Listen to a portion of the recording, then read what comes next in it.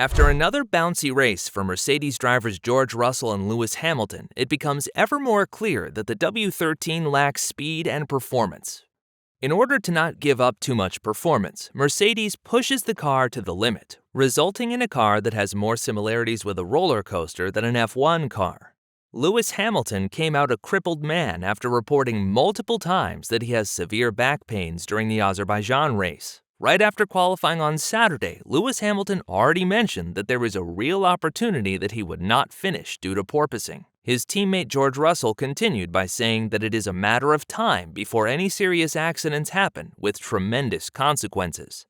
Right after the race, Toto Wolff was the first to mention that he doesn't think Hamilton can race in Canada due to severe back pains. Hamilton, however, quickly reassured everyone by saying that he will race the next week and that he will undertake cryotherapy to recover from the pains. George Russell also wasn't sure how his body would recover from the Azerbaijan Grand Prix, and he might also have to cancel out on the Canadian Grand Prix. It has been clear that the once-so-dominant team is underperforming and that they start to increase pressure on the FIA to ban porpoising. More teams experience porpoising, but none do so to the extent of Mercedes. McLaren driver Lando Norris said that teams that experience bouncing should just give up performance and adjust the height of their car. He showed no remorse for anyone and was clear that Mercedes can easily fix porpoising, but they refuse to give up performance. Meanwhile, Toto Wolff feels pressure from the Daimler board of directors, who ultimately decides whether or not to continue in F1. They see an underperforming Mercedes factory team and an underperforming Mercedes engine. None of the Mercedes engines came anywhere close to the top-speed rocket ships off Red Bull and Alpine. They also know that Hamilton is being outperformed by his teammate, who doesn't cost anywhere near Hamilton's salary, and they start to wonder whether they made the right decision to keep Hamilton on board. Desperately, Toto Wolff tries to influence the FIA to adjust the regulations to ban porpoising. In order to do so, 8 out of 10 teams need to agree to these adjustments. However, Red Bull, Alpine, and AlphaTauri are the main teams that currently prevent any changes from happening. They claim that porpoising was a very common and well-known side effect of these new car regulations and that they could have prevented this. On the other hand, Mercedes claims that the wind tunnel regulations only allows for wind speeds up to 180 kilometers per hour, whereas porpoising start to really take off by speeds exceeding 250 kilometers per hour. Wolff claims that there was no way they could have known that cars would bounce this much, and therefore the rules should be changed as soon as possible to prevent any long-term damage to the drivers. The FIA is in a difficult position as they are responsible for the physical health of the drivers on track. Seeing Lewis Hamilton get out of his car like a crippled man due to back problems must have further accelerated an ultimate decision. With another high-speed track coming up in a couple days, the FIA has to act fast. In this video, I explain whether the FIA should follow Mercedes and Lewis Hamilton and ban porpoising in F1. Before we get into that, don't forget to like and subscribe to The Racing Guru. Porpoising, the phenomena when cars bounce the circuit to gain and loss of downforce in a fraction of a second. The 2022 car regulations reintroduced the ground effect or Venturi effect to make it easier for cars to follow each other. For almost 40 years, most of the downforce was generated through the front and rear wing and using barge boards to further streamline airflow to the diffuser and rear wing. However, as cars became heavier and more complex, the dirty air behind cars would prevent cars from being able to closely follow each other. With the 2022 cars, however, they minimized the complexity of the front and rear wing and introduced a new type of floor that sucks the car to the track the faster the F1 car goes. The faster the F1 car, the more the car is sucked downwards, bringing it closer to the track.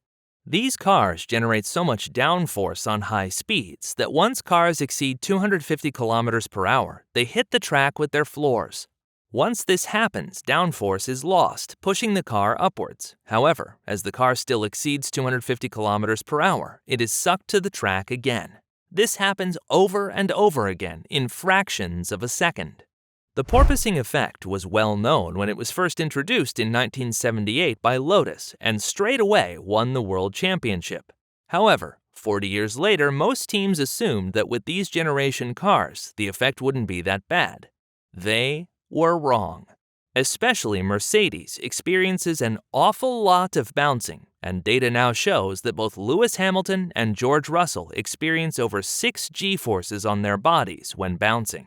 Exposing your body to so much G-force can pose a physical threat, and with high-speed circuits coming up in the next couple of weeks, Mercedes would do better to cancel out on races to protect their drivers. Red Bull, Alpine, and McLaren driver Lando Norris don't feel sorry for Mercedes and said that they can easily adjust their car height to cover up porpoising. Yes, Mercedes would lose performance, but that is what all teams have to deal with. But the other teams are not in a position like Mercedes is. After completely destroying the competition over the last 8 years, with a slight exception in 2021, they can't stand to lose. They'd rather pose a physical threat to their drivers than giving in on performance. Even Ferrari drivers Charles Leclerc and Carlos Sainz said that they don't care about porpoising as long as their car is fast. When Mercedes clearly chooses the painful way rather than the safe way, is it reasonable to complain so much that you urge the teams and FIA to change the regulations? Clearly, multiple teams proved that it is possible to build a car that barely experiences any bouncing, yet still be fast.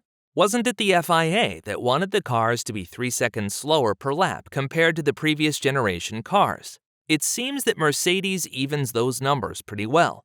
However, they are upset by the fact that Red Bull almost don't experience bouncing, and Ferrari to a much lesser extent, although being much faster. After 8 races, the average pace difference between the two top teams and Mercedes is between 0.5 and 1 second a lap, where Toto Wolff and Lewis Hamilton were beating their chests after the Spanish Grand Prix, claiming that Hamilton could have won if Magnussen didn't hit him. They are nowhere to be seen. Mercedes is currently the 3rd fastest team on the grid, but it does come at a cost. If Red Bull and Ferrari were slower than Mercedes, then we can only assume it wouldn't have been a problem to alter the car height of the Mercedes. But now that they are slower, Toto Wolff demands changes in regulations because they simply don't want to increase the height of the car and give up performance. It shows that Toto Wolff doesn't care about his drivers and only goes after achievements. One would have expected that a 7-time world champion would also impose more to say in the ultimate decision of the team to give up performance, but secure a physically safe race. Maybe it is not the FIA that has to force regulation changes, but rather Mercedes that has to look inwards and make adjustments. If they don't want to give up on performance, then they should pull back to fix their car issues before coming back on track.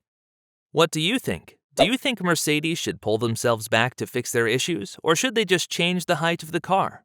Let me know in the comments section below, and don't forget to like and subscribe to The Racing Guru.